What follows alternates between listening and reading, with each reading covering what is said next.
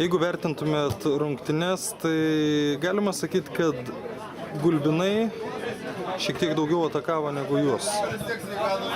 Biški gal daugiau. Čia pirmas varžybos ar antras? Šiandien. Šiandien biški daugiau, bet kažkaip nepastebėjom realiai. Apylygės buvo varžybos.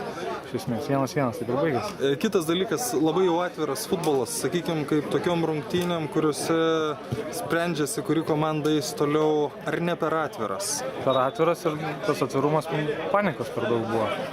Mes tai pradžioj vėl nesusirinkom, vėl šešiese žaidėm pradžioj ir gavom įvartį ir ta panika tokia jautėsi stipriai.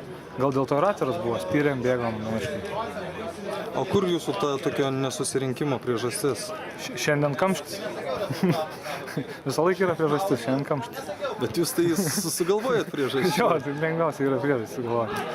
Kada iš esmės, kai mušėt įvartį, toks atsirado geresnis žaidimas, pasitikėjimas savimi, dar šiek tiek progų. Tai buvo lemiamas momentas rungtynėse. Gali būti, jo biškai atsipalaidavom, bet lengviausia buvo žaisti, kai vienas žmogus raudoną gavo, kai jų mažiau. Tiek tai reikėjo? Tiek tai reikėjo, kad jų mažiau būtų žmonių. Tai va, šiaip viskas gerai, toliau bandysim antrą kartą mažąją taurę laimėti. Ačiū.